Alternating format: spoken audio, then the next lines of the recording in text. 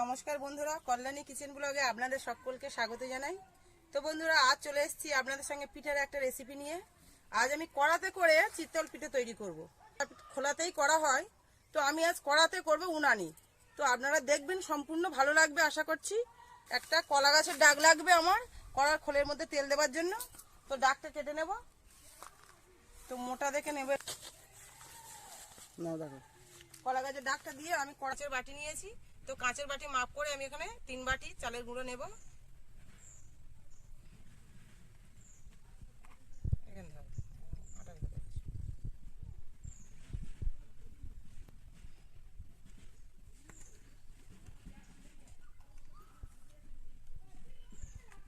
তো আমি এখানে 3 বাটি চালের গুঁড়ো নিয়েছি, আপনারা চাইলে বেশি নিতে পারেন। পরিমাণ মতো লবণ দেব। আর এই চালের গুঁড়োটা মাখবার জন্য আমি এখানে গরম জল নিয়েছি, উষ্ণ গরম জল, খুব বেশি না, হালকা উষ্ণ গরম জলে আমি এই আটাটাকে মেখে নেব ভালো করে।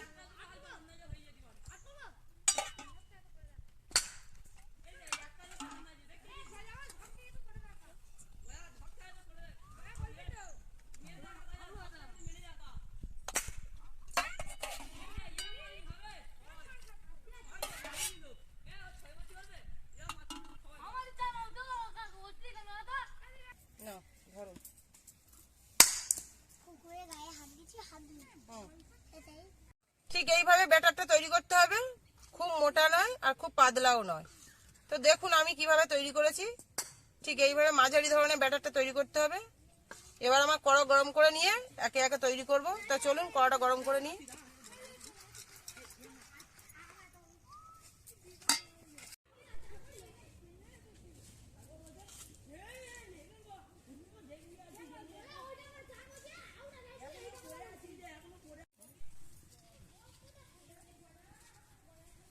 তো কড়া গরম হয়ে গেছে, কড়ার মধ্যে আমি সাদা তেল দেবো একটু।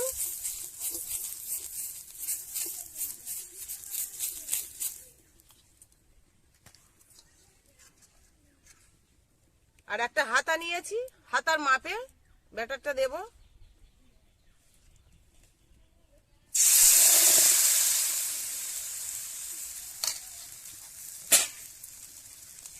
ঢাকা দিয়ে দেব।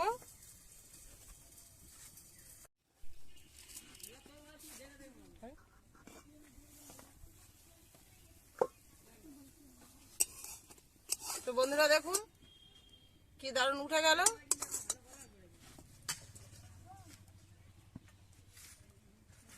এইভাবে একে একে আমি সবগুলো করে নেব।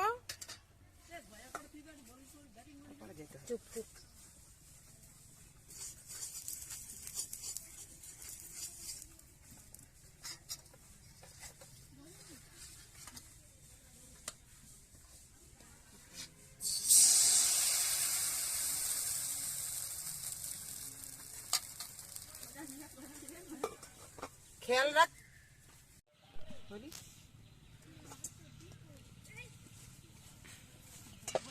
তো বন্ধুরা খেয়াল রাখবেন, যখনই এই পিঠাটা তৈরি করবেন উনানের আঁচটা যেন আস্তে থাকে। উনানের আঁচ যদি জোরে থাকে পিঠাটা পুড়ে যাওয়ার ভয়, আর ভালো সেদ্ধ হবে না, ভিতরটাতে কাঁচা থেকে যাবে। তো আপনারা এটা খেয়াল রাখবেন, উনানের আঁচ যেন একদম কম থাকে। তো বন্ধুরা দেখুন কত সুন্দর সফট হয়েছে, একদম কোনো দিকে পুড়েও যায়নি, পিছন দিকটা একদম সুন্দর হয়েছে আর নরমও হয়েছে। তো খেয়ে দেখবো কেমন হয়েছে।